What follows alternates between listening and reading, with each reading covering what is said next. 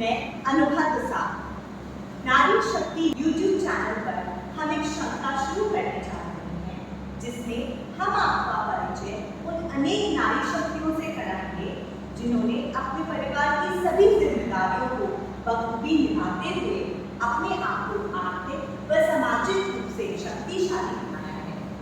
हम उनसे जानेंगे कि उन्होंने यह काम क्यों शुरू किया, किन किन चुनौतियों का उनको सामना करना पड़ा, किन किन लोगों ने उन्हें समर्थन दिया, यह सभी हम उनसे जानेंगे, जिससे अनेक महिलाएं उनसे प्रेरित होकर अपने आप को समाज में शक्तिशाली रूप से स्थापित कर सकें।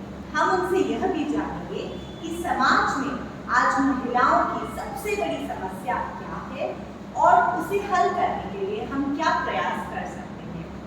तो आज हमारे साथ हैं मूल रूप से उत्तराखंड की निवासी कमला कर्नाटक जी। नमस्ते कमला जी, सबसे पहले हमारे दर्शकों को आप अपने बारे में बताएं। मेरा नाम कमला कर्नाटक है और मैं उत्तराखंड से वैसे बिलोंग करती हूँ। मेरी जन्मभूमि उत्तराखंड है जी। और पापा जॉब करते थे पंजाब में, तो फिर हम पंजाब से हो गए पटियाला में और हम 4 भाई बहन हैं। मैं सबसे बड़ी हूँ। तो पापा की गवर्नमेंट जॉब थी, तो गवर्नमेंट जॉब में थी, मेरी पढ़ाई लिखाई ज़्यादा नहीं है, मैं 10th पास हूँ। अच्छा, आप 10th पास हैं। तो बच्चे मतलब 4 बच्चे थे, तो पापा ने बोला कि भाई उस टाइम पे ऐसे था कि शादी जल्दी करनी है, तो 10th पास में इससे ज़्यादा नहीं पढ़ा सकता, तो 10th पास हुई मेरी और 18 साल में मेरी शादी हो गई थी। 21 साल में मेरी बड़ी बेटी हो गई, 22 साल में छोटी बेटी हो गई और 27 साल में बेटा हो गया। तो 3 बच्चे हैं मेरे। कमला जी, योगा और एरोबिक सेंटर शुरू करने की शुरुआत कहाँ से हुई? शुरुआत ये हुई कि पहले तो कुछ साल तो ऐसे बच्चों के उसमें परवरिश में निकल गए और जॉइंट फैमिली के सास ससुर थे, देवर वगैरह, मतलब हम लोग 8-10 लोगों का परिवार था जी। तो उसके बाद बच्चे जैसे बड़े हुए तो मेरे को हेल्थ इशू हो गए, मेरा मतलब यूट्रस में भी प्रॉब्लम आने लगी, तो मुझे यूट्रस रिमूव कराना पड़ा और मैं 35 ईयर्स की थी। और उसकी वजह से क्या होता, वेट मेरा बहुत कंट्रोल होता, तो मैंने वेट गेन किया।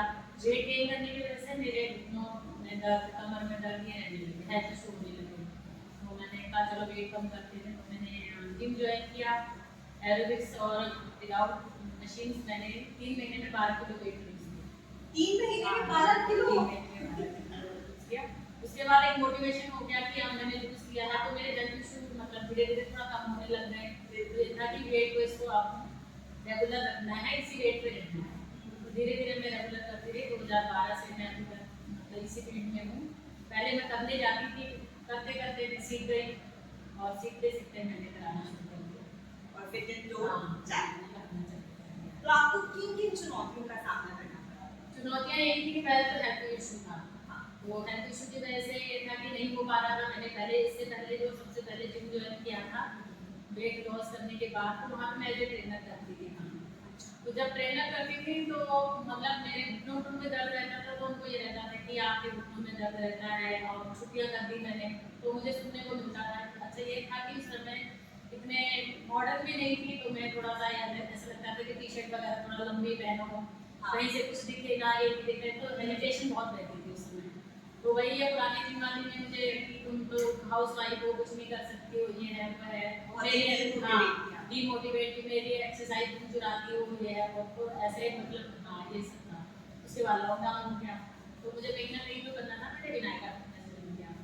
विनायका फिटनेस के जो ऑनर थे सोनू शर्मा, वो बहुत सपोर्टिव थे। उन्होंने बोला मैडम आपका ये सब ठीक हो जाएगा, ये आप मेरा यहाँ पे बैच लो। तो मैं इनके वहाँ पे 2 बैच लेती थी, एक मॉर्निंग और एक इवनिंग। वहीं से मुझे ट्रेनर का मतलब प्रॉपर एक जो कि आप मुझे आगे खोल सकते हैं, वहीं से मुझे प्लेटफॉर्म मिला। मुझे बहुत मोटिवेट किया कि मैडम आप कर सकती हो, आप में बहुत पोटेंशियल है, आप कर सकते हो, कर सकते हो। बस आप मैंने बोल लिया अपना। बहुत अच्छा। किन किन लोगों ने आपको, जैसे एक तो हाँ एक विनायका के सोनू शर्मा और मेरे हस्बैंड और बच्चे कि मम्मी कुछ करो कुछ करो। हस्बैंड का भी ये था कि दिन भर खाली रहती हो तो कुछ करो। पहले मेरी कीर्तन मंडली थी, अच्छा वो मैं कीर्तन वगैरह करती थी, तो सोशल पहले से बड़ा था। तो बस उन लोगों का भी सहयोग था, जान पहचान बहुत थी। 20 साल से मैं मतलब कीर्तन वगैरह करती हूँ 20 साल से था और फैमिली सपोर्ट तो है। मतलब कीर्तन से कीर्तन भी है, लेकिन अब उतना प्रॉपर टाइम उस पर नहीं दे पा रही हूँ।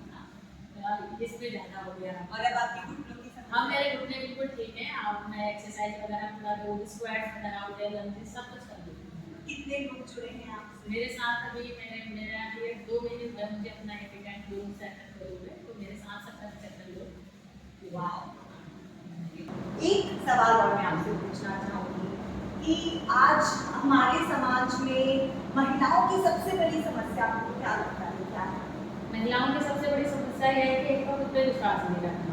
दूसरा ये होता है कि मतलब हमें अपने शरीर पर हम ध्यान नहीं देते। हम अपने बच्चों के लिए भी ध्यान देंगे, हस्बैंड का भी ध्यान देंगे, सिर्फ अपना नहीं देंगे। अगर हमें बोल दिया है कि तुम्हें ये नहीं करना है तो हमने वो नहीं करना है। लेकिन एक ये है कि अपने आप को मोटिवेट करें, सोशल मीडिया पे भी रहें, मोबाइल भी चलाएं, इंस्टाग्राम सब कुछ चलाएं, लेकिन अपना भी जो अगर आपको लगता है कि मैं ये कर सकती हूँ, कोई टैलेंट है आप में, तो आप उसको उभारने की कोशिश करें और ऐसे लोगों के साथ रहें, पॉजिटिव लोग जो आपको एनकरेज करें कि नहीं आप लोग कर सकते हो, आप करना। जैसे मुझे शुभम शर्मा मिले वैसे ही आपको भी कोई ना कोई मिलेगा। तो मतलब हिम्मत रखनी है क्योंकि मैं कर सकती हूँ।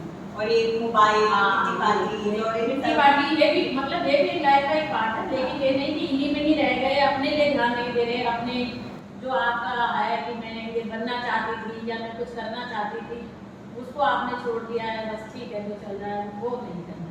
मतलब ऐसा नहीं कि हर चीज के लिए बैलेंस बनाना है, परिवार के बैलेंस साथ भी सोशल लाइफ भी अपनी जीवनी है, सब कुछ है। लेकिन आपके अपने जो सपने हैं, एक इंडिपेंडेंट होने का एक अलग ही वो होता है कि हम इंडिपेंडेंट हैं, कुछ कर रहे हैं, बिल्कुल सही मायने में अपने लिए समझना कुछ चाहिए। करना, अपने लिए कुछ करना। तो कमला जी बहुत अच्छा लगा आपसे बात करके। ये थी कमला जी की जर्नी जो आगे भी चलती रहेगी।